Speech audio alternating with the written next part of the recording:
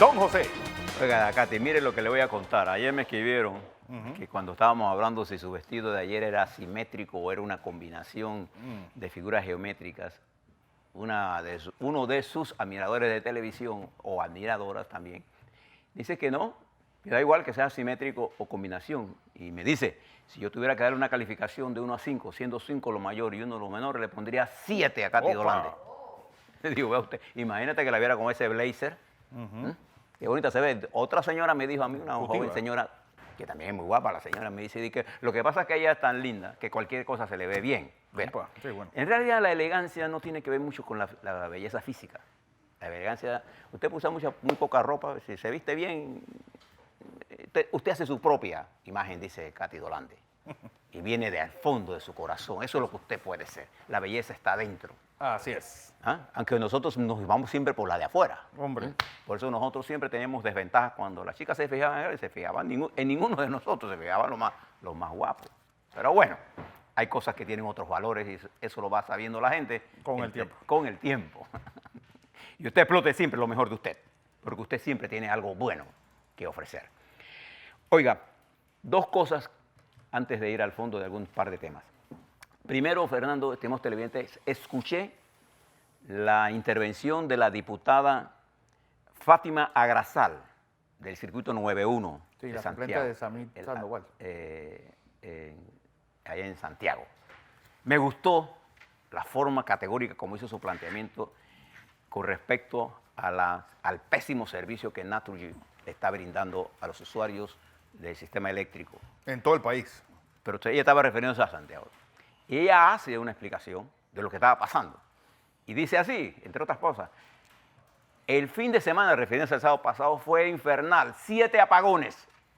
Y lee un comunicado de Naturgy donde le echan la culpa a una comadreja que estaba en la línea y que versó los apagones. Entonces ella, con mucha gracia y donaire y elegancia, dice, entonces tendremos comadrejas todas las semanas, pues, porque son las comadrejas. Se están burlando, dice la diputada.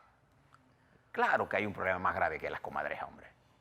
Entonces, creo que usted abre los periódicos hoy y ve apagones en todos lados, pero no hay una explicación real de los altos ejecutivos de Naturgy a los usuarios de su sistema. Ellos le deben una explicación. Ella, la diputada, comenta que estuvo hablando con el secretario, el director de la SEP, y se sintió satisfecha de que el director de la SEP le explicó que van a venir cambios importantes. Bueno, le comento esto porque me gustó la intervención de esta joven diputada Fátima Agrasal. Creo que ella es Cambio Democrático, ¿ah? Sí, es la suplente de Samit Sandoval. Samit Sandoval se quedó como alcalde de Santiago y su suplente como... Pero ella está actuando como diputada. Está actuando como diputada. Ella, por eso le dije diputada, porque en la grabación que yo tengo dice honorable diputada. Sí, sí. Bien. Otra cosa que le quiero decir, esta noticia de la prensa, y le voy a leer un parrafito de la prensa, y se la voy a leer textualmente para que no cometer ningún error. Y fíjese lo que dice el periódico La Prensa, voy a cambiarme de lentes, y dice Rodrigo Noriega, que es el que escribe este análisis, en la página 2, Panorama. Es claro, dice él, que si hubo intersecciones telefónicas, el Ministerio Público y las otras agencias participantes iban a obtener la autorización máxima para sus pesquisas. Sería bueno que la Corte Suprema de Justicia aclarara si fue la Sala Penal la que dio esa autorización. En caso contrario, dice Noriega, tendríamos otro caso de pinchazos, por el cual la fiscal Markel Mora y todos los agentes El de los... fiscal, Markel Mora es un hombre. Perdón, yo leí mal. El fiscal Markel Mora y todos los agentes de los cuerpos de seguridad que participaron en este componente de la operación El Gallero tendrían que responder a la justicia por intersección ilegales. Bien. Le digo nada más algunas cosas de esto. Primero, no es claro. Eso no es que es claro. Es un requisito judicial que para hacer una intersección telefónica usted tiene que tener un permiso judicial. La autoridad tiene que pedir un permiso judicial. Eso es una cosa de hecho, si no es ilegal. Bien. Es obligación de los fiscales. Si yo digo que se hizo una intervención ilegal porque no se pidió la autorización judicial, es obligación del fiscal presentar una nota de los organismos judiciales de que nadie pidió una autorización, porque no basta la palabra, es un hecho, tiene que haber una constancia, que no pasó en los juicios que se siguió a Ricardo Martínez, no hubo ninguna comprobación de si había o no permisos. Y en este caso en particular, la Fiscalía debió presentar la autorización y no estaba. Nada más para que esto no es un problema de que sí, yo puedo asumir. No es que uno no asume que las cosas. Yo no puedo asumir que las grabaciones que están por ahí tienen valor jurídico si no se han hecho legalmente, si no tienen una cadena de custodia. En fin, hay toda una serie de procedimientos que lo que tratan es de salvaguardar que no se esté manipulando la justicia. Es la primera cosa que quiero decir. Nada más para que ustedes se lean este artículo y le saquen sus propias conclusiones. Pero en el caso del Gallero, nosotros desde el principio dijimos aquí, cuando estos casos salen de la forma en que salieron, precediendo un proceso electoral que iba en desarrollo, uno tiene que tener ciertas suspicacias, ¿no? Y además, la información que se utilizó en el caso de involucrar al alcalde de Los Santos, Pani Pérez, que vamos a tenerlo ahora, después de tu comentario aquí con nosotros. En el caso de Pani Pérez, nosotros habíamos dicho claramente que no había ninguna evidencia que dijera que él estaba vinculado a ningún acto ilegal. Porque todo lo que conocemos los carnavales, esos son los procedimientos, pero no había nada, absolutamente nada que lo vinculara a él. Pero él tenía una desventaja, era alcalde del PRD y era su secretario de ese partido, pues. Sí. Ahí está. Con el pacto de gobernabilidad haciendo aguas. Entonces, es lo que la parte de la ecuación que no estamos mencionando. Lo que quiero decirles con esto es que esas son las cosas que nosotros tenemos que corregir. Nosotros no podemos seguir en este tipo de proceso. Lo que hicieron los jueces de garantía, perdón, los jueces de garantía, los jueces, el trío de jueces que hizo el Tribunal de Juicio, en esto fue resolver un entuerto. Ahora, la Fiscalía puede volver a operar. Sigamos perdiendo el tiempo, que más daño le hacemos a la justicia. 2. Hay una campaña electoral ahora mismo y el presidente Varela se ha lanzado a la campaña. Está haciendo campaña él directamente, llamando delegados, etc. Entonces el partido... ¿Ah, sí? Sí, ya está en eso. Porque... ¿Y alguien le coge el teléfono a Varela todavía? Acuérdate que este directorio, él tiene algún nivel de influencia. Sí, claro que tiene algún nivel de influencia. Lo que tiene que pensar el Partido Panamista, ¿qué es lo que más le conviene? Seguir bajo la ala del varelismo o buscar opciones para reimplantearse, reencontrarse con el electorado.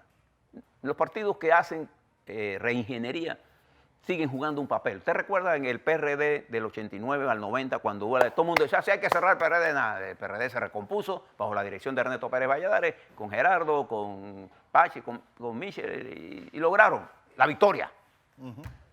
En épocas que nadie daba un real. Es que la vida, pero tiene que haber cambios. Eso es una realidad. Y el cambio no lo representa la fracción de Varela. No lo representa. Incluso ellos, los que cooperaron con Varela y algunos que lo hicieron sin haber cometido ningún acto ilegal, se vería mejor representados con una nueva estructura. Todavía. Algún acto ilegal no comprobable todavía. Bueno, vamos a suponer, vamos a presumir el estado de inocencia que no le presumieron a los demás. Sí. Vamos a eso. Pero yo le aseguro que hay muchos funcionarios del gobierno de Varela que no cometieron ilegalidades. De verdad. ¿No? Esto estuvo restringido siempre a la cúpula. Es más, de hecho, el presidente Varela jamás se reunió con sus diputados, ni su partido, hombre. Es más, él decía que el triunfo electoral de él se lo había ganado él. Sí. Bien. Con respecto a los magistrados, y voy a terminar aquí, tenemos a Pani Pérez. Okay, bien, déjeme nada más hablarle. Aquí tengo conmigo este folletito que es un inserto que aparece en los medios, que es el proyecto de reforma que presentó la llamada el Consejo de Concertación Nacional.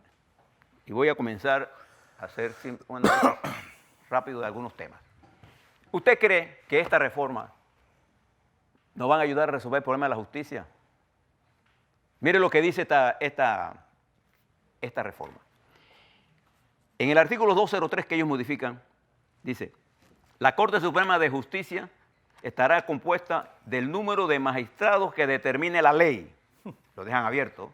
Cada magistrado será nombrado nombrado mediante acuerdo del Consejo de Gabinete, escogido de una terna propuesta por el Consejo de Concertación Nacional para el Desarrollo, con sujeción a la aprobación del órgano legislativo para un periodo de 15 años, manteniendo el principio de nombramiento escalonado. La falta absoluta de un magistrado será cubierta mediante nuevo nombramiento para el resto del periodo respectivo. Bien, ellos se están elevando a la categoría constitucional.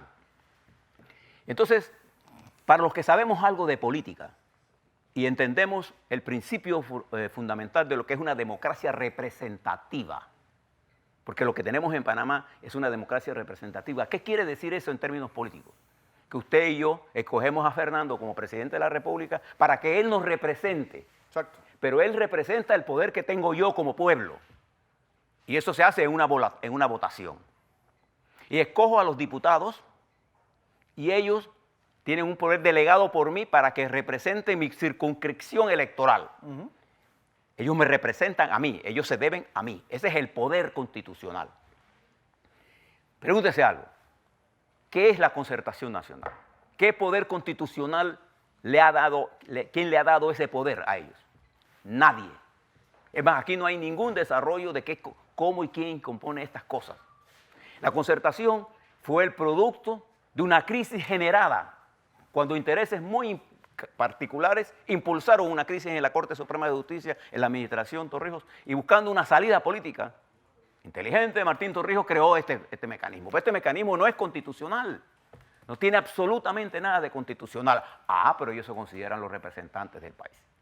Y fíjense que ya es hora que Panamá tenga que decir en su constitución, habrá 9 magistrados ocios por constitución, porque al dejarlo así, cualquier presidente puede crear una sala. Claro. Y esa es la idea de ellos, siempre tener una sala. Nosotros tenemos que cerrar los portillos. Y uno de los portillos que tenemos que cerrar es poner el número de magistrados. Pero ellos más adelante, que es su verdadera creación, proponen en el capítulo 2 el Tribunal Constitucional, que no existe. Se establecerá la jurisdicción constitucional con competencia nacional a cargo del Tribunal Constitucional, que es el máximo órgano judicial independiente, único en su orden jurisdiccional y como intérprete de la Constitución Política de la República de Panamá. Es decir, este será la Corte sobre la Corte. Artículo 9. El Tribunal Constitucional estará integrado por 5 magistrados. Ahora sí le ponen por 5 magistrados. ¿Para qué? ¿Por qué no pone por magistrado y la ley puede incrementar? ¿Para qué? Porque ellos quieren cerrar allí el trato de una vez. Y entonces ahora, con esta teoría del Tribunal Constitucional, la crisis que se generó en Perú se generó por el control del Tribunal Constitucional. La crisis que tiene Guatemala tiene que ver por este mecanismo. Entonces uno se pregunta, ¿sobre qué teoría política, sobre qué consulta y qué debate le hemos dicho a nuestro pueblo? Que estamos creando una suprecorte, cuando lo que nosotros no tenemos confianza es en la estructura. Exacto. Y uno se tiene que preguntar, ¿esto está hecho para no reformar? Quienes están detrás de esto es el poder que no quiere entregarle el poder soberano a quien lo ejerce, a quien lo tiene, que es el pueblo. Estas reformas que presentó esta concertación son un fraude y un engaño. Cuando uno va a ver las reformas que se proponen al órgano legislativo con el sistema de circuitos electorales que tenemos nosotros, jamás tendremos un órgano legislativo representativo de la diversidad. Por ejemplo, en esa concertación, ¿por qué no están los indígenas? ¿Por qué no hay una representación? Porque para ser ellos poder en una democracia constitucional, porque prácticamente la concertación es un poder. O sea, ahora se da categoría constitucional a un grupo de gente que no ha sido elegido por nadie. Y el poder de la democracia representativa nace del proceso electoral. Sí, que eso se resuelve con una sala quinta. Ese debate no se puede estar haciendo como se está haciendo ahora. Es un debate de formalismos. Bueno, es que el anacronismo también de los representantes de corregimiento que tampoco tocan allí. Le dejo estos para que usted reflexione. Vamos a hacer un alto aquí para hablar de un tema que nos interesa a todos. Así es.